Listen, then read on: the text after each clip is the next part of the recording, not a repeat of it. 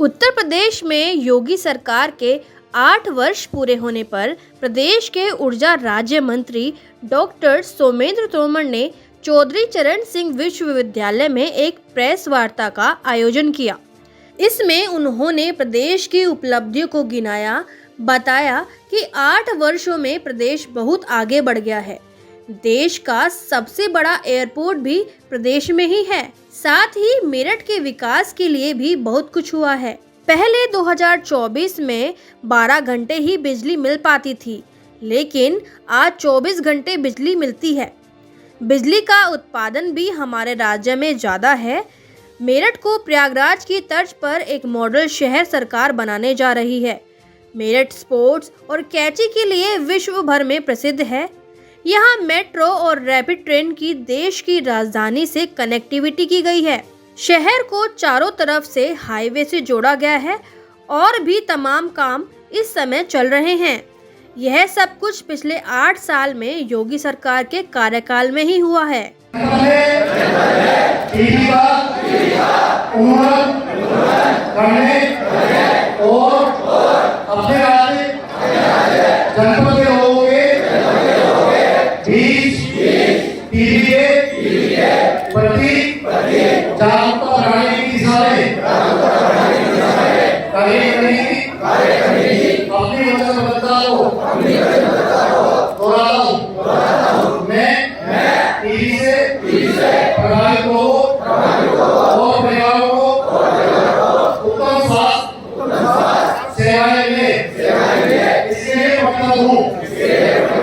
मैं ये भी सुनिश्चित करूंगा कि ये लोग फिर से स्वस्थ और सामाजिक जीवन जी सके।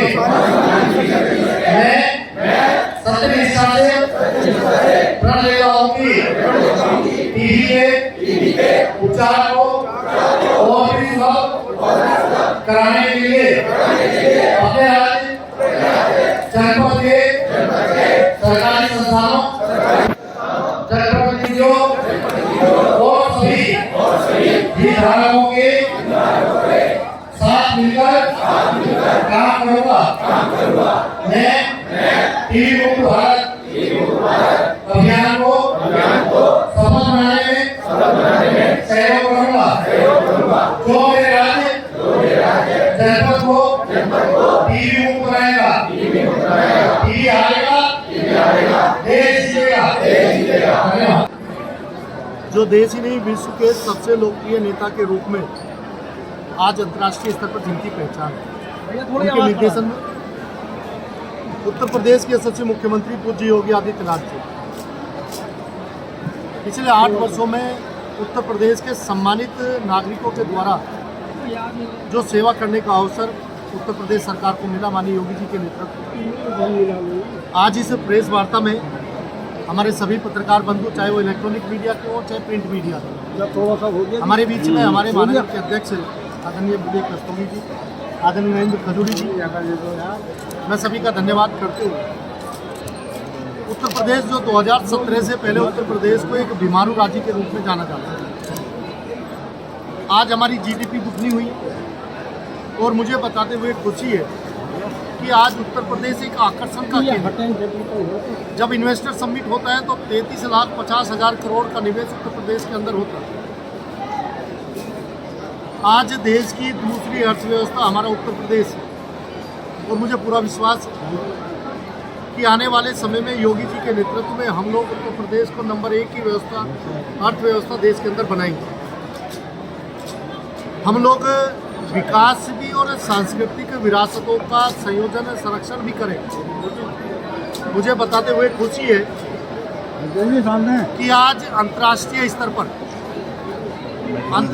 पर सबसे बड़ा धार्मिक आयोजन जब उत्तर प्रदेश के अंदर होता है तो 45 दिनों में महाकुंभ के अंदर 66 करोड़ 33 लाख लोग उसमें स्नान करते हैं।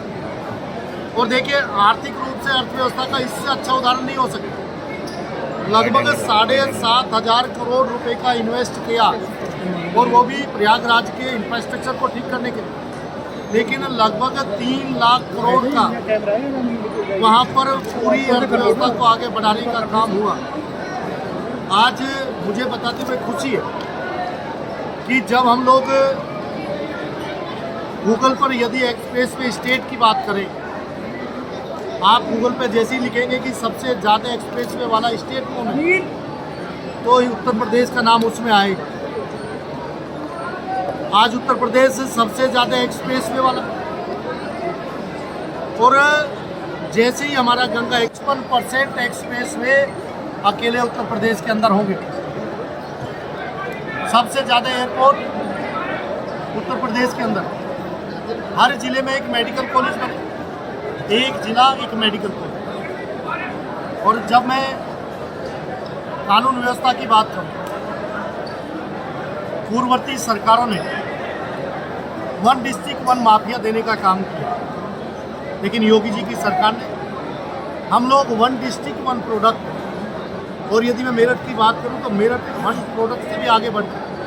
हमारा चाहे यहाँ आभूषण का काम, कैंची का काम, म्यूजिकल इंस्ट्रूमेंट्स का काम हो, चाहे यहाँ पर हम लोग खेल का सामान जो अंतर्राष्ट्रीय स्तर पर अपनी पहचान रखता है।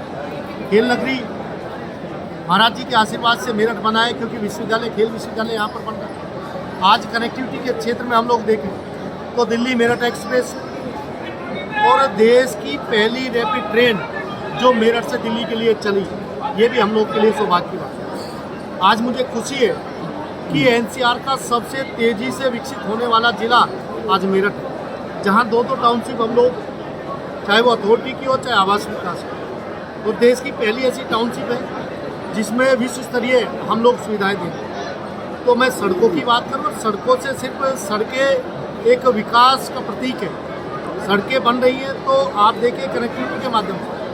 आज जब हम एयरपोर्ट की बात करते हैं तो जेवर एयरपोर्ट जो अभी अप्रैल में संचालित हो जाएगा, एशिया का सबसे बड़ा एयरपोर्ट हमारा जेवर में बन रहा है। फिल्म सिटी हमारी नोएडा के अंदर बन रही है। आज उत्तर प्रदेश की, क्योंकि हम लोग अंत्योदय से सर्वोदय, अंतिम व्यक्ति के अंतिम पंक्ति में खड़े हुए व्यक्ति को भी सरकार प्राथमिकता पर रखकर उन्हें योजनाएं दे रही है। लगभग 15 करोड़ लोग ऐसे जिन्हें खाद्यान्न निःशुल्क हमारी सरकार दे रही है। 6 करोड़ लोगों को हम लोग गरीबी रेखा से ऊपर लेकर आए। आज मैं शिक्षा की बात करूँ तो शिक्षा के क्षेत्र प्राइमरी एजुकेशन में हम लोग मिशन कायाकल्प लेकर, तो माध्यमिक शिक्षा में अभी अलंकार योजना हम लोग लेकर आए। आज कनेक्टिविटी के क्षेत्र में हम मेरठ की बात करें तो अभी नरिंग रोड पर काम हम लोग शुरू कर रहे हैं। एक रास्ता हम लोगों ने सब्स्टिट्यूट, अभी कह सकता हूँ कि विकल्प के तौर हमारा जो प्रतापपुर से सीधे गगोल होते हुए सीधे हम लोगों ने हापुड़ रोड पर निकाला। 5th फेज हमारा कंप्लीट होने वाला, दिसंबर तक तैयार हो जाएगा। आज मेरठ जो पूर्ववर्ती सरकारों ने एक क्राइम कैपिटल बनाया, आज मेरठ के अंदर चाहे वो हमारे धार्मिक स्थान, चाहे माँ नौचंदी का मंदिर हो, चाहे वो माँ मनसा देवी का मंदिर, चाहे गगोल तीर्थ हो, ऐसी सभी सांस्कृतिक धरोहरों को भी जीर्णोद्धार सौंदर्यीकरण करने का काम। जब मैं बिजली की बात करूं तो 2017 से पहले 8 दिन बिजली दिन में आती थी, 8 दिन रात में आती थी। आज हम उत्तर प्रदेश के सभी सम्मानित नागरिकों को समान रूप से बिजली उपलब्ध हो, सभी लोगों के लिए समान रूप से। नहीं तो पूर्ववर्ती सरकारों में कुछ जिले चिन्हित किए जाते थे, उन्हीं जिलों में बिजली जाती थी और लोग जिस तरह से हाहाकार मचता था। आज उत्तर प्रदेश देश के अंदर सबसे ज़्यादा विद्युत आपूर्ति करने वाला उत्तर प्रदेश है।